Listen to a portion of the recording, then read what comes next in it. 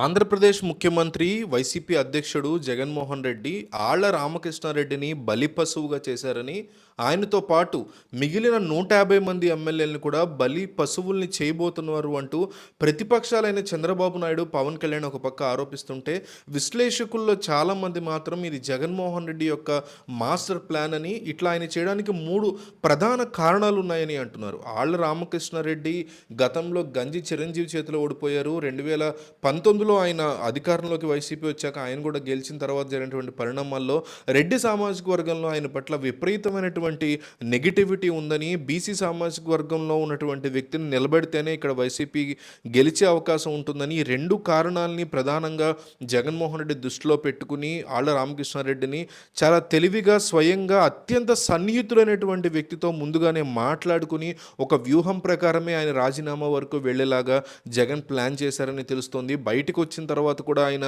టీడీపీకి వెళ్తానో లేకపోతే ఇంకొక దగ్గరికి వెళ్తానో అనలేదు. కాంగ్రెస్ పార్టీ గురించి మాట్లాడారు. కాంగ్రెస్కి తమ కుటుంబం ఎప్పటి నుంచో సన్నిహితంగా, విశ్వసనీయంగా ఉంటున్నామని చెప్పారు. రాజశేఖర్ రెడ్డికి తాను, తన ఫ్యామిలీ విశ్వసనీయంగా ఉంటున్నామని చెప్పారు. కానీ టీడీపీ వైపు వెళ్లే సమస్య లేదన్నట్టు ఆయన డైరెక్ట్గానే హింట్లు ఇచ్చారు. అయితే కాంగ్రెస్ పార్టీ ప్రస్తుతం ఏపీలో ఏ మూల ఒక 1% ఓటు బ్యాంక్ కూడా లేదు కాబట్టి ఆ పార్టీలకు వెళ్ళేటువంటి ఉద్దేశం ఆయనకి ఉండదనే అనుకోవాలి. సో పార్టీకి, పదవికి రాజీనామా చేసినటువంటి ఆళ్ల రామకృష్ణారెడ్డి తన పార్టీకి సంబంధించి, తన ఎక్స్ పార్టీకి సంబంధించిన మిగతా ఎమ్మెల్యేలకి ఒక జగన్ ద్వారా ఒక ఇండైరెక్ట్ సమాచారం, సందేశం ఇచ్చినట్టయింది.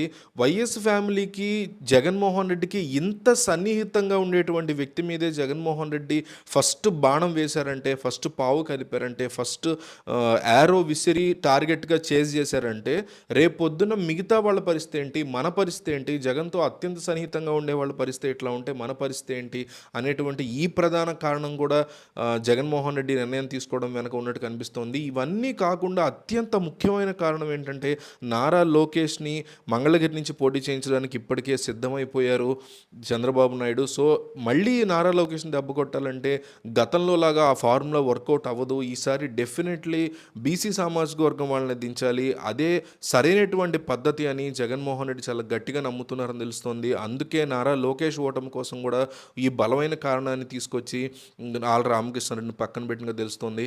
అయితే 3 ప్రధాన కారణాలను చెప్పుకున్నాం మనం. అందులో మొదటిది రెడ్డి రామ్ సామాజిక వర్గంలో ఆయన పట్ల ఎక్కువ వ్యతిరేకత ఉండడం.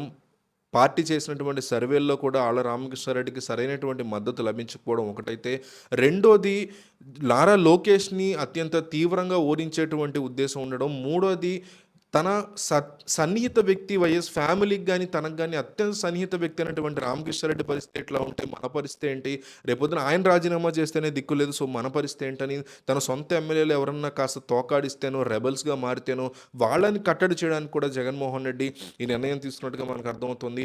ఇంకా జగన్మోహన్ రెడ్డి తీసుకున్నటువంటి ఈ ఇన్ఛార్జీల మార్పు విషయం ఎటువైపు వెళ్ళబోతుంది, అది ఆయనకి పాజిటివ్ కామెంట్లో రాయండి. జగన్మోహన్ ఈ ఇన్ఛార్జీల మార్పు అనేటువంటి అంశం జగన్కి పాజిటివ్ అవబోతుందా, నెగిటివ్ అవబోతుందా? మీరు డెఫినెట్లీ కామెంట్లు రాయండి.